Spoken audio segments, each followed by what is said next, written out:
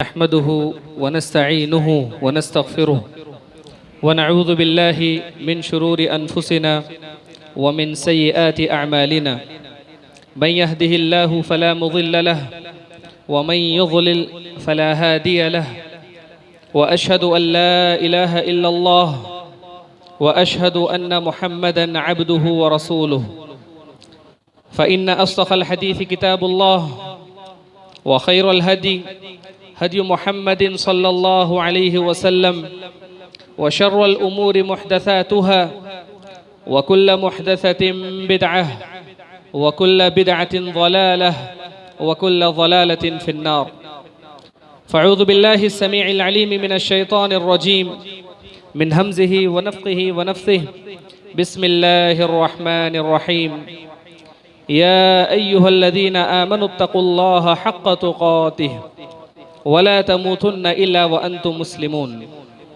या अय्युहन्नासुत्तक़ू रब्बकुमुल्लज़ी ख़लक़कुम मिन नफ़्सिन वाहिदह व ख़लक़ मिन्हा ज़ौजहा व बस्स मिन्हुमा रिजालन कसीरन व निसाअ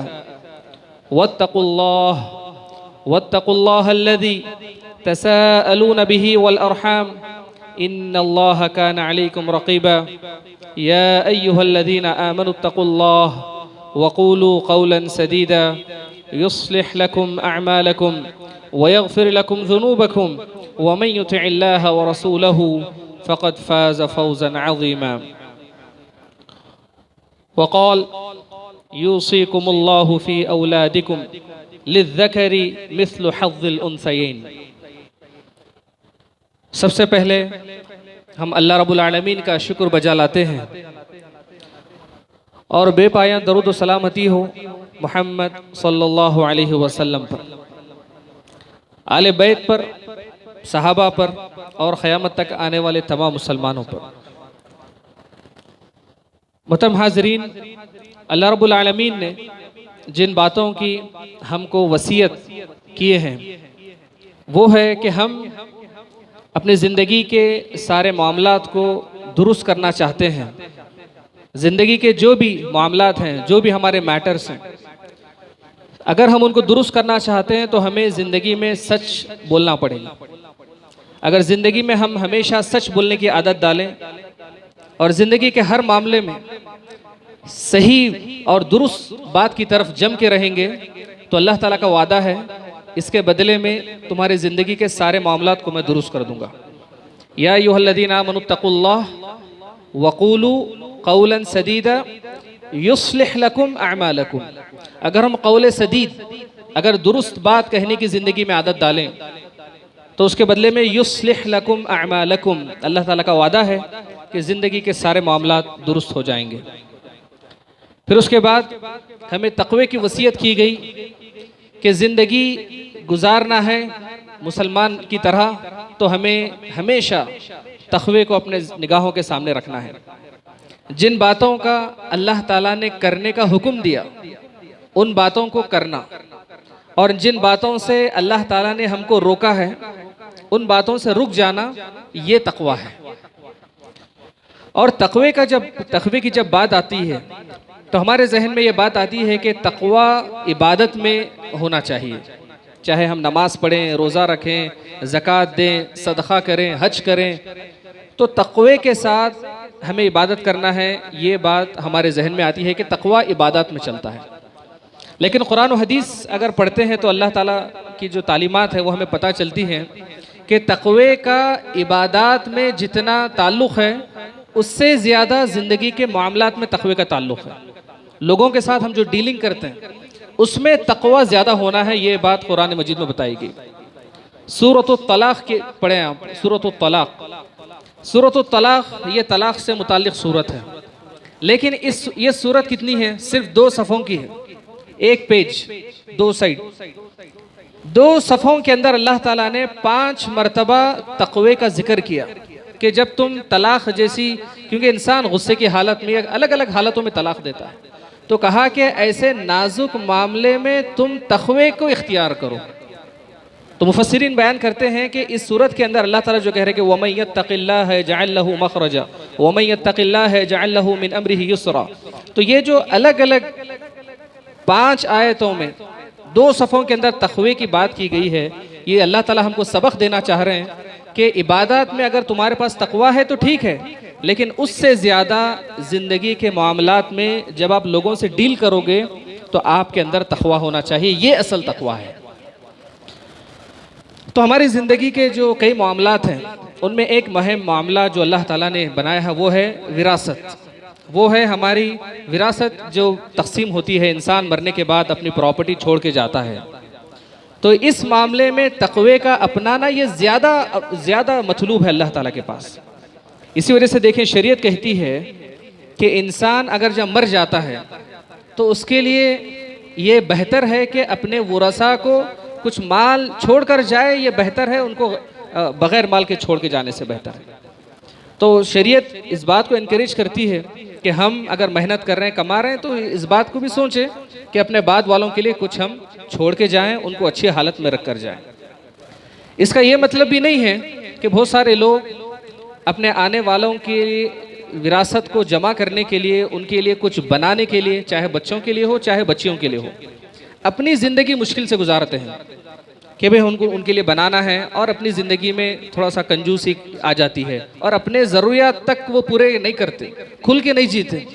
तो शरीयत कहती है कि आप बैलेंस करें। शरीयत सबसे पहले आप हमें हुक्म देती है कि अव्वलियात हमारे सामने हो। अव्वलियात मतलब जो ज़िंदगी के प्रायोरिटीज़ हैं, पहला आपके पर आपका हक़ है। शरीयत कहती है कि व इन्ना अलैका अला नफ्सिका हक़्क़, कि तुम पर तुम्हारी अपनी जान का पहला हक़ है। तो इंसान पहले अपनी सेहत को बनाए, अच्छा खाए, अच्छा पिए, ताकि अच्छी हालत में, सेहत की हालत में अल्लाह की इबादत कर सके। ऐसा ना हो कि आने वालों के लिए जमा करने के चक्कर में फ़िलहाल जो है हम मुश्किल से जी रहे हैं। तो ये जो है शरीयत की तालीम है।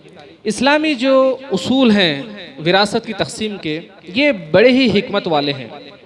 दुनिया में विरासत की तकसीम के जितने सिस्टम पाए जाते हैं, चाहे किसी भी दुनिया के निज़ाम में हों, उन सब से बेहतरीन अगर विरासत की जो हिकमतें इस्लामी तरीक़े में हैं, वो दुनिया की किसी और सिस्टम में नहीं है।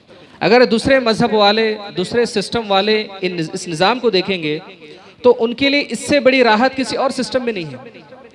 तो लिहाजा हम जब मुसलमान हैं तो हम इस्लाम की जो विरासत की तकसीम करने की हिकमतें हैं उसके तहत हम उसको समझें, फिर उसके बाद उस पर मुतमईन हों और उस पर अमल करें। इसी में हमारी भलाई है। इसको छोड़कर अगर हम भलाई तलाश करेंगे तो भलाई कभी नहीं मिलेगी। इस्लामी विरासत की क्या हिकमतें हैं, क्यों अल्लाह ताला ने विरासत का सिस्टम रखा? पहली बात तो हमें ये बात याद रखना चाहिए कि इस्लाम की किसी भी तालीम पर अमल करने के लिए उसकी हिकमत जानना ज़रूरी नहीं है कि भाई इसके पीछे क्या हिकमत है, मुझे मालूम होगी तो मैं इस पर अमल करूँगा। ऐसी हमको ज़रूरत नहीं है, क्योंकि हमारा जो मामला है समिअना व अताअना, कि भाई इस्लामी हुक्म है हमारे लिए काफ़ी है। वो क्यों है, उसके पीछे क्या रीज़न है, हमको जाने की ज़रूरत नहीं है। इसी वजह से कुरान मजीद में कहा गया, वमा कान लिमुमिनिन वला मुमिनतिन इज़ा क़ज़ल्लाहु व रसूलुहु अम्रन अन यकून लहुमुल खियरतु मिन अम्रिहिम। तो इसी वजह से अल्लाह ताला कह रहे हैं कि अगर अल्लाह ताला ने किसी बात का हुक्म दिया, चाहे वो हुक्म मोमिन मर्दों के लिए हो, चाहे वो हुक्म मोमिन औरतों के लिए है, अल्लाह ताला ने और उसके रसूल ने फैसला कर दिया, तो ये बात जान लो कि भलाई उसी में है तुम्हारे लिए। उससे हटकर भलाई तुमको नहीं मिलेगी। हो सकता है तुमको भलाई समझ में नहीं आ रही हो, लेकिन अमल करिए, इस यकीन से ज़िंदगी में भलाइयाँ मिलेंगी। तो लिहाजा जब इंसान मर जाता है तो विरासत की तकसीम से पहले उसे इस बात की फ़िक्र होनी चाहिए कि तकसीम से पहले चेक करें कि कहीं मरने वाले का कोई ख़र्ज तो नहीं था, क्योंकि तकसीम से पहले जो शर्त है मरने वाले का ख़र्ज फेड़ा जाए। जब तक उसका ख़र्ज अदा नहीं होगा विरासत की तकसीम नहीं होगी। ये पहला उसूल जहन में रखना है। फिर इसी तरीके से विरासत की तकसीम से पहले हमको ये चेक करना है कि क्या मरने वाले ने कोई वसीयत किया था क्या। हो सकता है वसीयत होगी लेकिन आपको नहीं मालूम, उनके लॉयर के पास होगी या किसी इंसान को बता। तो ये इंक्वायरी करना ज़रूरी है कि क्या मरने वाले ने किसी के नाम पर कुछ वसीयत किया है क्या।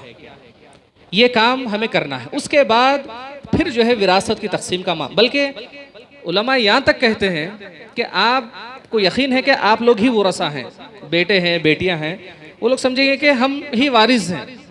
लेकिन आपको ये भी चेक करना है कि कहीं हमारे अलावा कोई और तो वारिस नहीं है। हो सकता है, क्योंकि इंसान जो है एक से ज़ायद शादी कर सकता है, कभी फैमिली को पता होता है, कभी नहीं होता, या कुछ कई वजूहात हो सकते हैं। तो ये तमाम चीज़ें पहले चेक करने के बाद विरासत की तकसीम करने का मरहला आता है। तो ये सारी चीज़ें हमें जहन में रखना है। फिर उसके बाद आइए अब मैं इस्लामी विरासत की तकसीम का जो सिस्टम है उसके चंद खूबियाँ तो बहुत सारे हैं, लेकिन चंद खूबियाँ मैं आपके सामने रखूँगा। सबसे पहली खूबी, इस्लाम जब इस दुनिया में आया, वो तो आदम अलैहिस्सलाम से मोहम्मद सल्लल्लाहु अलैहि वसल्लम तक जो भी है सारा इस्लाम है, लेकिन मोहम्मद सल्लल्लाहु अलैहि वसल्लम के दौर से पहले का जो जाहिलियत का दौर था, उनमें विरासत की तकसीम दुनिया ऐसी चल रही थी। अल्लाह के नबी सल्लल्लाहु अलैहि वसल्लम से पहले दुनिया का एक सिस्टम चल रहा था। वो सिस्टम क्या था कि अगर कोई शख्स मर जाता है, विरासत किसको मिलेगी? सिर्फ घर के बड़े बेटे को मिलेगी। इस्लाम से पहले जाहिलियत में ऐसा था, बड़े बेटे को मिलेगी, छोटे भाइयों को और औरतों को विरासत में हिस्सा नहीं मिलेगा। इस्लाम से पहले ऐसा था। फिर उसके बाद या तो बेटों को मिलेगी, बड़े बेटे को, या नहीं तो जो आदमी मरा है उसके अपने भाई को मिलेगी। अगर उसके भाई को भी नहीं मिल रही है या वो नहीं है तो उसके चाचा को मिलेगी। ये इस्लाम से पहले का सिस्टम था। क्यों ऐसा सिस्टम रखे थे वो लोग? क्योंकि जाहिलियत का दौर था। जिंदगी का जीने का मकसद क्या था उनका? मरना, मारना, लड़ना, यही काम था। कोई थोड़ी सी बात पे 10-10 साल, 40 साल तक जंग चलती थी। तो ये वो जाहिलियत का दौर था। तो इस्लाम जब आया तो उसने जाहिलियत को ख़त्म किया और कहा कि आप जाहिलियत से हटकर इस्लाम की तालीम में आए, और इस्लाम ने जाहिलियत का निज़ाम को ख़त्म किया। औरतों को विरासत दिया, छोटे भाइयों को दिया, और यहाँ तक कि इस्लाम ने कहा कि अगर किसी इंसान का इंतकाल होता है, उसके जो बेटे हैं, बड़े बेटे और छोटे बेटे में कोई फ़र्क नहीं है विरासत की तकसीम में, कुछ फ़र्क नहीं है। जितना बड़ा बेटा हकदार है उसी लेवल का छोटा बेटा हकदार है, दोनों बराबर हैं। अल्लाह ताला ने जो रिश्ते दिए हैं, बड़े की इज्जत करना है, ये है। लेकिन मामलात की जब बात आती है तो जो शरीयत आपको राइट दे रही है आप उसको वैसे ही लेना। इसीलिए पहली आयत मैंने आपके सामने क्या रखा कि इस्लाम में तक़वा सबसे ज़्यादा कहाँ इस्तेमाल होगा? मामलात के अंदर। ये मामला है ज़िंदगी का। तो यहाँ पर तक़वा इख्तियार करना है। बड़े भाई अपने छोटे भाई को समझे कि मेरे बिल्कुल बराबर है विरासत की तकसीम में, उसके साथ वैसे ही मामला करें। इसी वजह से कुरान मजीद में क्या कहा गया? अल्लाह कहा कि लिर्रिजालि नसीबुम मिम्मा तरकल वालिदानि वल अक़रबून वलिन्निसाइ नसीबुम मिम्मा तरकल वालिदानि वल अक़रबून मिम्मा क़ल्ल मिन्हु औ कसुर। शरीयत कहती है कि मरने वाला कितनी भी जायदाद छोड़े, 10 करोड़ छोड़े या 10,000 छोड़े, विरासत विरासत है। इस्लाम उसको ऐसे ही देखता है। हम बोलेंगे कि 10,000 ये क्या है, ये तो ऐसे ही चले जाए। नहीं नहीं, क्योंकि जैसे नमाज पढ़ना एक इबादत है, इसमें फ़राइज़ हैं, इसमें एक तरीक़ा है, हज करना एक तरीक़ा है, तो विरासत की तकसीम भी इबादत है। अगर हम नमाज में अच्छे हैं, सही तरीक़े से नमाज पढ़ रहे हैं, रोज़ों में अच्छे हैं, हज इस्लामी तरीक़े से कर रहे हैं, सुन्नत की इत्तिबा कर रहे हैं, अल्हम्दुलिल्लाह। तो जब ज़िंदगी के मामलात जब आते हैं तो इसको भी हम इबादत ही समझना है, क्योंकि ये अल्लाह ताला का दिया हुआ निज़ाम है। हम इसमें हमारी मनमानी, आप नमाज को देर से पढ़ सकते हैं? नहीं पढ़ सकते, अज़ा हो गई, नमाज फ़र्ज़ होगी। तो वैसे ही विरासत की तकसीम में आपको जो रूल्स एंड रेगुलेशन शरीयत देती है उसको वैसे ही फॉलो करना है। अपनी मर्ज़ी से डीले करना, ये जो है शरीयत की तालीमात नहीं है। कहा कि जितनी विरासत हो, चाहे औरतों के लिए हो चाहे मर्दों के लिए हो, वो सब की जो है अल्लाह ताला ने हिस्सा रखा है। फिर उसके बाद कहा यूसीकुमुल्लाहु फी औलादिकुम। अल्लाह ताला ने वसीयत किया। वसीयत कब करता है इंसान? जिंदगी का कोई अहम मामला है तो वसीयत करते हैं हम। जिंदगी में हम क्या करते हैं? नसीहत करते हैं, लेकिन मरने से पहले वसीयत। तो मतलब ये वसीयत का जो लफ्ज़ है बहुत अहम है। अल्लाह ताला ने हमें वसीयत किया है, तो अल्लाह की वसीयत का पास लिहाज रखना है हमको। क्या वसीयत है अल्लाह ताला की? यूसीकुमुल्लाहु फी औलादिकुम लिज़्ज़करी मिस्लु हज़्ज़िल उन्सयैन। कहा कि अल्लाह ताला तुमको वसीयत करता है तुम्हारे औलाद के बारे में कि तुम विरासत को अपनी तकसीम करो। ख़वातीन के मुकाबले में मर्द को 2 हिस्से मिलेंगे। व इनकुन्ना निसाअन फ़ौक़ इस्नतैनि फ़लहुन्ना सुलुसा मा तरक। तो इस्लाम की जो अल्लाह ताला की जानिब से एक वसीयत है, तो इसको हम इबादत के तौर पर लेना है, इबादत की तरह इसको तकसीम करना है। इसी तरीके से शरीयत ने औरतों को जो हिस्सा दिया, कहा कि बेटी है तन्हा है तो आधा मिलेगा, नहीं अगर 1 से ज़ायद बेटियां हैं तो 2 सुलुस मिलेंगे। फिर माँ को शरीयत ने कहा, यानी आदमी का इंतकाल हो जाता है तो उसकी बीवी भी होती है, अगर उसकी माँ जिंदा है तो माँ का भी हक। माँ को इसे नहीं छोड़ा कहा कि सिर्फ बेटों में विरासत जाएगी, आपकी माँ जिंदा है तो माँ को मिलेगी, माँ का भी हिस्सा है।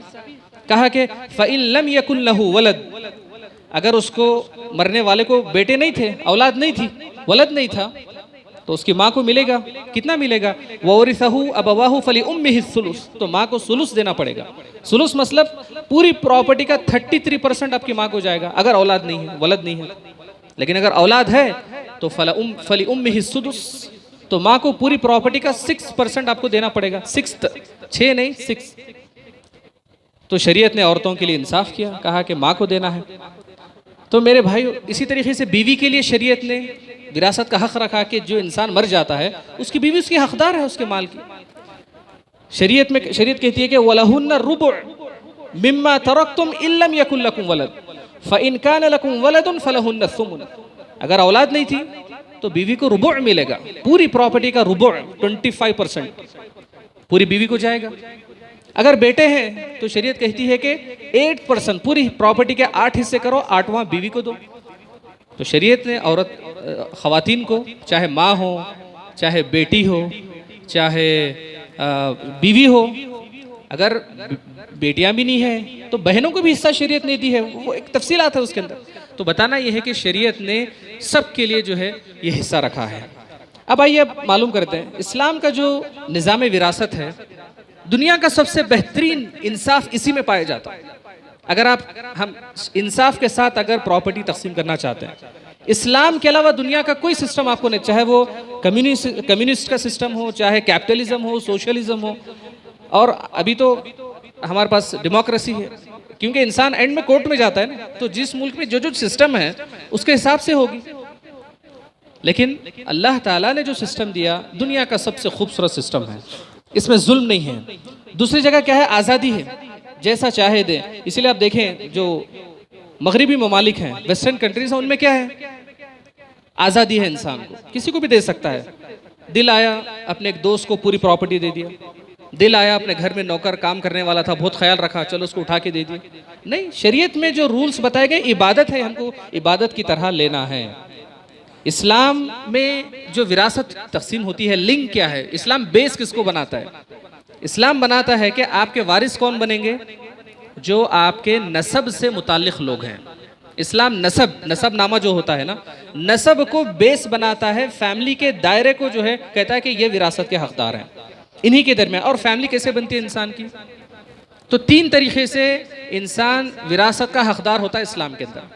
पहले नसब के ज़रिए से कि भाई हमारे वालिद साहब थे, आपका नसब है। दूसरा तरीक़ा है निकाह का, क्योंकि बीवी है वो किसी और, उसका नसब कोई और है, उनके वालिद से चलता है, लेकिन आपकी ज़िंदगी से जुड़ गई तो निकाह की वजह से ये हकदार हो गई। तीसरी जो तरीक़ा है विरासत के हकदार होने का, वो है वला। उस ज़माने में जो एक सिस्टम था कि लोग जो है आकर किसी के ये बन जाते थे, ग़ुलाम, ज़िंदगी भर उनके साथ रह जाते थे। तो वला के ज़रिए से शरीयत ने तीसरा सिस्टम बताया। तो 3 तरीक़ों से विरासत लोगों को मिलती है, एक नसब नामे से, दूसरा निकाह की वजह से, तीसरा वला के ज़रिए से। इससे क्या पता चलता है? इससे पता ही चलता है कि विरासत का हकदार वो नहीं है जिसको आप गोद ले लेते हैं। ये मसाइल निकलते हैं इससे। अगर हाँ किसी को औलाद नहीं थी, गोद ले लिए और कहे कि ये हमारा बच्चा है आज से, तो जिसको आप गोद ले रहे हैं, शरीयत में उसको कोई विरासत में हक नहीं। लेकिन शरीयत ने उनके लिए एक दूसरा रास्ता रखा है कि वसीयत का दरवाज़ा रखा है, वसीयत के रूल्स एंड रेगुलेशन है। इसी तरीके से वलदुज़ ज़िना, अगर नऊज़ बिल्लाह किसी इंसान ने जिना किया और उससे औलाद हो गई, तो उस औलाद को भी शरीयत में कोई विरासत नहीं है, क्योंकि वो नसब नहीं है वो इंसान। तो ये जो है मसाइल निकल कर आते हैं जब आप इन तफसीलात को जानते हैं। और इस्लाम में विरासत को बराबर तकसीम करने का हुक्म दिया गया। जैसा कि शुरू में बताया गया कि जाहिलियत के सिस्टम को ख़त्म करके छोटा भाई हो या बड़ा भाई हो, दोनों बराबर हैं इसके अंदर। यहाँ तक कि अगर समझे कि कोई बीवी, जिस आदमी का इंतकाल हुआ, उसकी बीवी प्रेग्नेंट है, पेट में बच्चा है, तो वो बच्चा भी उस विरासत का हकदार है जितना जिंदा बच्चे हैं। बराबर वो बच्चा जब दुनिया में आएगा वो उतना ही हकदार होगा जितना जो जिंदा बच्चे हैं। ये इस्लाम का इंसाफ है, ये इस्लाम की तालीमात है, मामलात है ज़िंदगी के, इनको जानना हमारा बहुत ज़रूरी है। तो इसी तरीके से इस्लाम ने क्यों जो है 2 हिस्से मर्द के लिए रखा और 1 हिस्सा औरत के लिए रखा? क्योंकि इस्लाम ने बेस बनाया ज़रूरत को। शरीयत में क्या है, हमारा सिस्टम ये है, हम जो है ये समझते हैं कि मर्द घर का कव्वाम है और अपनी बीवी का खर्चों का ज़िम्मेदार वो है, बच्चों के खर्चों का ज़िम्मेदार वो है। इंसान शादी करता है तो महर भी मर्द देता है, शादी के बाद बच्चे होंगे, उनका खर्चा, उनकी स्कूल की फ़ीस होगी, उनके लाख चीज़ें होंगी। तो ये इंसानी एक मर्द जिम्मेदारी उठाता है औरत के मुकाबले में। अल्हम्दुलिल्लाह ये इस्लाम में ऐसा है, लेकिन वेस्टर्न कंट्रीज़ में वहाँ पर इक्वालिटी के नाम पर सब आधा आधा खर्चा उठाना है, बीवी आधा खर्चा उठाएगी, मर्द, तो उनके पास सिस्टम भी अलग है। तो अल्हम्दुलिल्लाह इस्लाम का इंसाफ है कि जब मर्द को जिम्मेदारियाँ हैं तो जिम्मेदारी के हिसाब से उसको 2 हिस्से दिए गए, और औरत के ऊपर मर्द के मुकाबले में कम जिम्मेदारी है तो उन्हें 1 हिस्सा। ये इंसाफ है, यहाँ पर मसावत नहीं, इस्लाम इंसाफ की तालीम देता है। इसी तरीके से विरासत की एक सवाल है, बहुत अहम सवाल है, विरासत कब तकसीम होगी? विरासत का मतलब यह है कि इंसान की वफ़ात के बाद विरासत तकसीम होना है, वफ़ात के बाद। लेकिन एक सवाल यह है कि क्या कोई इंसान जिंदा रहते हुए अपनी विरासत को तकसीम कर सकता है क्या? तो उलमा इसका जवाब देते हैं कि एक आप दे सकते हैं, अगर आपको लग रहा है कि आपकी वफ़ात के बाद आपके बच्चे इंसाफ के साथ इस्लामी तरीके से तकसीम नहीं करेंगे, तो शरीयत आपको ये राइट देती है कि आप मरने से पहले विरासत को तकसीम करें, लेकिन उसको शरई इस्तिलाह में विरासत नहीं कहेंगे, हिबा कहेंगे। क्या कहेंगे? हिबा, गिफ्ट कहेंगे। मरने से पहले जो दे रहे हैं वो गिफ्ट कंसीडर होगा, विरासत की तकसीम नहीं होगी। अब सवाल ये है कि जब मरने से पहले भी शरीयत ने आपको इजाज़त दी है तकसीम करने की, और वो विरासत नहीं बल्कि हिबा है, गिफ्ट है, तो क्या उसमें थोड़ा आगे पीछे हो सकता है? शरीयत कहती है कि उसमें भी आगे पीछे नहीं कर सकते, सबको बराबर देना पड़ेगा। हदीस सुनिए, नुअमान बिन बशीर रज़ियल्लाहु तआला अन्हु, उनके वालिद साहब ने उन्हें एक तोहफा दिया। तो उनकी जो बीवी, उनके जो अम्मी थी, नुअमान बिन बशीर रज़ियल्लाहु अन्हु की उनकी जो अम्मी थी, उन्होंने कहा कि मुझे इत्मीनान नहीं है तुम्हारे इस तोहफा देने पर, जाओ जाके मोहम्मद सल्लल्लाहु अलैहि वसल्लम से एक बार कंफर्म कर लो कि मैंने मेरे एक बेटे को तोहफा दिया है। तो नुअमान बिन बशीर अपने वालिद के साथ गए अल्लाह के नबी सल्लल्लाहु अलैहि वसल्लम के पास और जाकर मामला रखा। तो अल्लाह के नबी ने पहला सवाल यही किया उनके वालिद से, बशीर से सवाल किया कि बताओ कि क्या तुमने अपने दूसरे बच्चों को भी तोहफा दिया है? उन्होंने कहा कि मैं नहीं दिया। तो अल्लाह के नबी ने कहा कि फत्तकुल्लाह वअदिलू बैना औलादिकुम, अल्लाह से डरो, अपने बच्चों के दरमियान इंसाफ करो। या तो तुम अपने पूरे बच्चों को तोहफा दो जैसा इनको दिए नुअमान बिन बशीर को, या नहीं तो इनसे ले लो, लेकिन इन गिफ्ट के नाम पर एक ज्यादा देंगे, एक को कम करेंगे, शरीयत इसको भी नहीं मानती, क्योंकि ये जिंदगी गुजारने के उसूल हैं जो शरीयत ने हमको बताई है। तो पता ही चला कि अगर मरने से पहले कोई आदमी अपनी ज़िंदगी में अपनी विरासत तकसीम कर रहा है हिबा के नाम पर, तो उसमें भी आगे पीछे नहीं कर सकते, क्योंकि शरीयत को मालूम है कि ये जो हिबा है असल में विरासत बनने वाली है और हर एक को हिस्सा मिलने वाला है। हाँ, शरीयत की हिकमत देखिए आप, कितनी हकीमाना तालीम है कि अगर कोई आदमी हिबा के तौर पर अपनी प्रॉपर्टी तकसीम कर दिया, तो बेटों में तकसीम किया, बेटों और बेटियों में, शरीयत कहती है कि इसमें माँ को मत भूलो, अपनी माँ को भी तोहफा दो। क्यों? कि कल के दिन अगर ये चीज़ विरासत बन के तकसीम होती तो माँ को हिस्सा मिलता, सुदुस मिलता। तो माँ तो ज़्यादा हकदार है कि उसके साथ ज़्यादा हुस्न सलूक किया जाए। तो हमारे पास ये सिस्टम है कि विरासत मतलब बेटे बेटियों में तकसीम हो गई, माँ तो बहरहाल हमारी है, हम सब मिलकर संभाल लेंगे। नहीं, उनका भी हक है, जो हक शरीयत देती है उसको हम दें।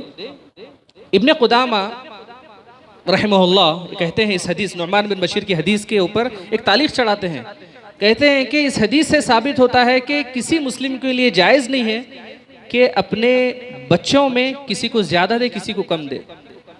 अगर एक बच्चा खिदमत आपकी ज़्यादा कर रहा है तो वो अल्लाह के लिए कर रहा है, वो अपनी आखिरत बनाने के लिए कर रहा है। हम ये बोलेंगे कि नहीं, वो बच्चा मेरा ज़्यादा ख्याल किया लिहाजा मैं इसको ज़्यादा दे दूँ, आप देंगे ज़्यादा लेकिन आप गुनाहगार होंगे। इबादत है, अब नमाज गलत तरीके से पढ़ेंगे तो आपको मालूम है कि मैं गलत काम कर रहा हूँ। तो वैसे ही विरासत की तकसीम में, हिबा में आपको महसूस होना कि मैं गलत कर रहा हूँ, अल्लाह ताला मुझसे पूछेगा हाँ, इमाम ताऊस रहमहुल्लाह इसी हदीस पर एक तालीख चढ़ाते हैं, बहुत खवी तालीख है। वो कहते हैं कि अगर कोई माँ एक बच्चे को ज्यादा रोटी दे दे, जली हुई रोटी है, चलो एक बच्चे को ज्यादा दे देंगे, बोले कि इस हदीस के तहत वो भी नाइंसाफी है।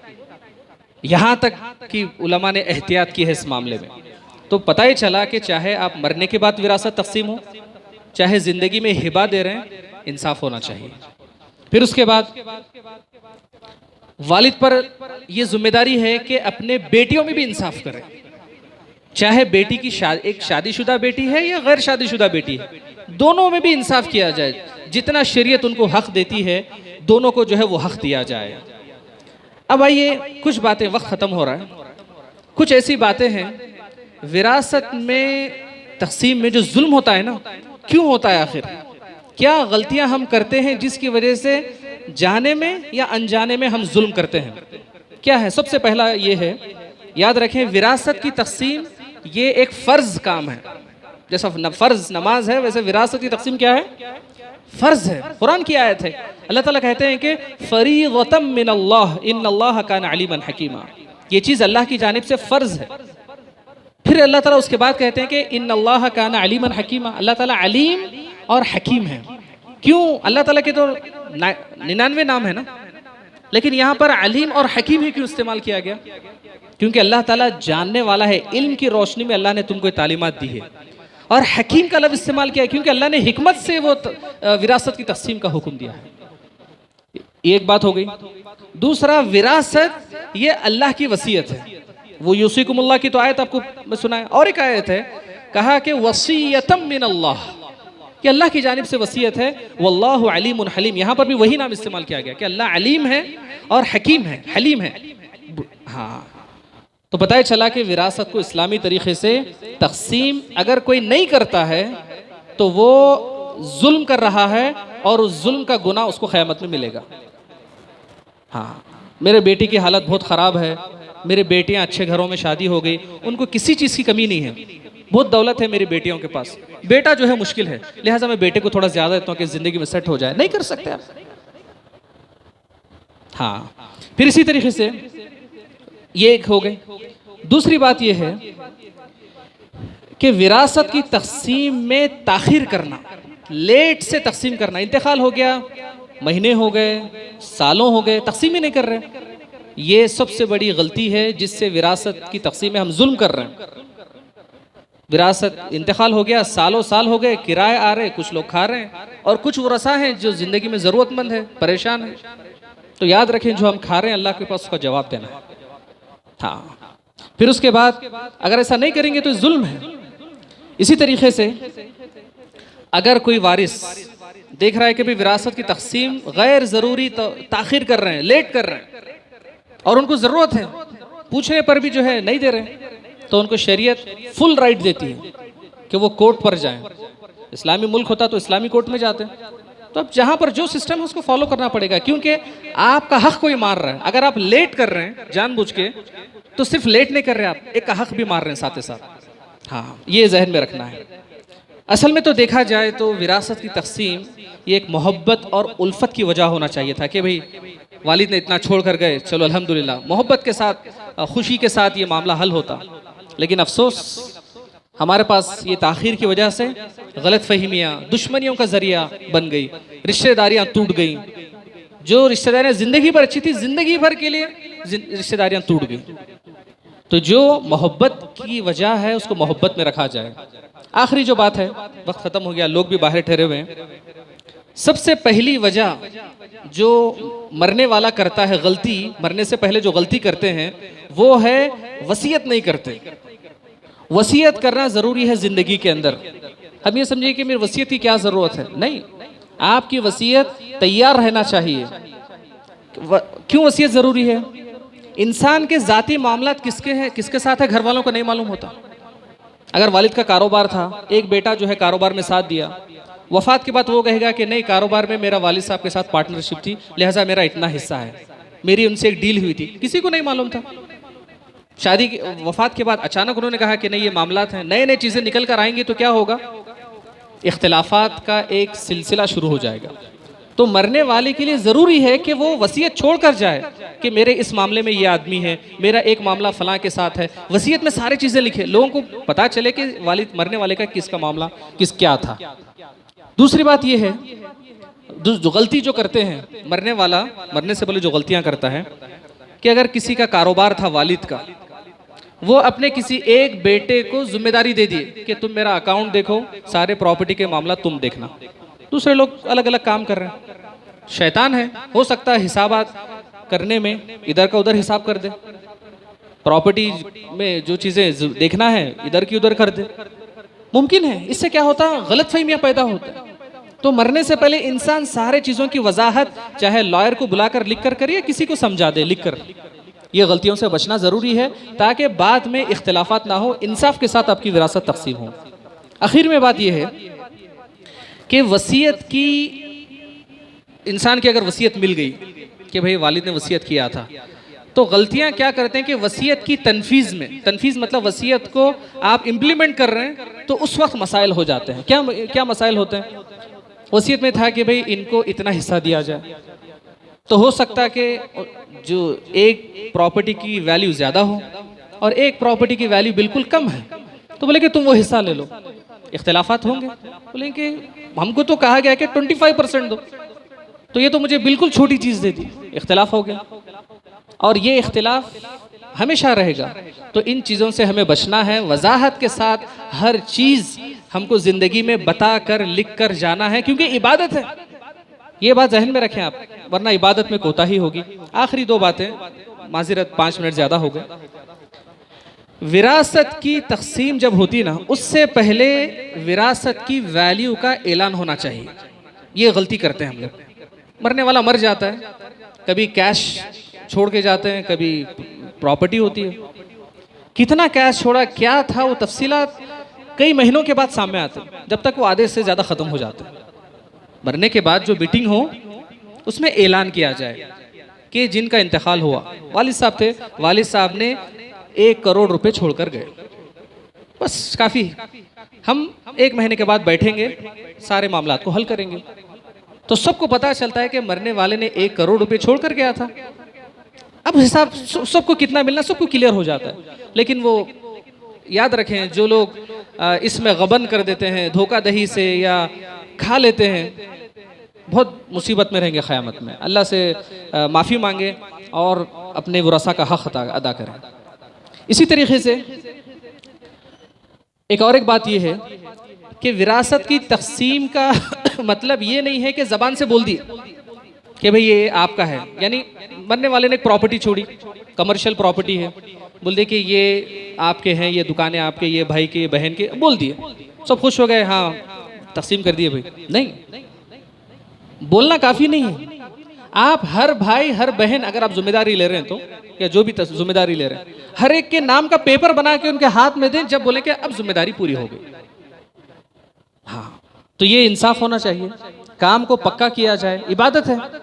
आखिर में जो है कुछ मामलात ऐसे भी होते हैं, माफ़ी के मामलात होते हैं, जैसे छोटे बच्चे हैं और बड़ी उम्र के लोग हैं, इनकी जो विरासत है उसमें बहुत गड़बड़ी होती है। बड़ी उम्र के लोगों से माफ़ कराया जाता कि भाई छोड़ दो, क्या करना है तुमको, तो ये ज़बरदस्ती की माफ़ी। वो अगर अपनी तरफ से देना चाहे तो अहलन व सहलन, हम बोल के उनके दिमाग में बात डला के उसको जो है आइडिया से लेना। अल्लाह ताला इन क्या हदीस क्या है, इन्नमल अमालु बिन्नियत, आपकी नीयत अल्लाह को मालूम है। इसी तरीके से औरतों पर जुल्म होता है, औरतों में जुल्म, हदीस में अल्लाह के नबी ने फरमाया, अल्लाहुम्मा इन्नी उहरजु हक़्क़ ज़ईफ़ैन अल यतीम वल मरअ। अल्लाह के नबी ने अल्लाह से कहा कि अल्लाह, 2 लोगों के हक़ मारने पर मुझे सख्त तकलीफ होती है, मेरा दिल बर्दाश्त नहीं करता। कहा कि एक यतीम का हक़ कोई मारता है और एक औरत का कोई हक़ मारता है। तो याद रखें, सारी बातों का जवाब देना है। बात को मैं ख़त्म करता हूँ। आखिरी जो चीज़ है, एक उसूल शरीयत कहती है कि जो गलतियाँ की बात चल रही है हमारी, जो आपके वारिस बन रहे ना, उनके लिए कोई वसीयत नहीं है। ला वसीयत लिल वारिस, हदीस के अल्फाज हैं, ला वसीयत लिल वारिस। अगर आपके 5 बच्चे हैं तो 5 वारिस बनने वाले हैं, लेकिन आप क्या करें, विरासत भी मिल रही और एक बेटे को थोड़ा ज़्यादा मोहब्बत कर दिया, कुछ भी मामला होगा, उसको बोले कि वो एक थोड़ा मैं एक्स्ट्रा बेटे को दे रहा हूँ, गुनाह का काम कर रहे हैं, जहन्नुम में जाने वाला काम है, किसी हाल में नहीं दे सकते आप। अब इबादत है ये, आपकी मोहब्बत अपनी जगह है, लेकिन वो मोहब्बत अल्लाह के हुक्म के दरमियान में आएगी। ताखिर के लिए माजरत, तो अल्लाह से हम दुआ करते हैं। अभी काफ़ी चीज़ें हैं, क्योंकि ये चीज़ ऐसी है इसको एक छोटे से खुतबे में बयान नहीं किया जा सकता। हम अल्लाह से दुआ करते हैं कि अल्लाह ताला हम तमाम को हमारी ज़िंदगी तक़वे के मुताबिक गुजारने की तौफ़ीक़ अता फ़रमाए, और जहाँ इबादत में तक़वा है वहाँ मामलात में ज़िंदगी में तक़वे के साथ गुजारने की तौफ़ीक़ अता फ़रमाए। और अल्लाह ताला हम तमाम को जो भी हम पर हुकूक़ हैं उनको वक्त पर अदा करने की तौफ़ीक़ अता फ़रमाए, और अल्लाह ताला हम तमाम को अदल इंसाफ़ करने वाला बनाए। हर किस्म की जाने में या अनजाने में हमसे जुल्म अगर हो तो अल्लाह उससे हमको जुल्म करने से हमको बचा कर रखे। और अल्लाह से दुआ है कि अल्लाह ताला हम तमाम को खुशहाल रखे, ताकि हम जो है देने वाले हाथ बने, लेने वाले हाथ ना बने। अल्लाह से दुआ है कि अल्लाह ताला हम तमाम को आखिर में अल्लाह ताला के अस्माए हुस्ना के ज़रिए से हम दुआ करते हैं कि अल्लाह ताला ये जो मामलात है ज़िंदगी के, हमको आखिरत में सुरखरुई का बाइस बनाए, ना कि आखिरत में रुसवाई का बाइस बनाए। सुब्हान रब्बिका रब्बिल इज़्ज़ति अम्मा यसिफून व सलामुन अलल मुरसलीन वल्हम्दुलिल्लाहि रब्बिल आलमीन।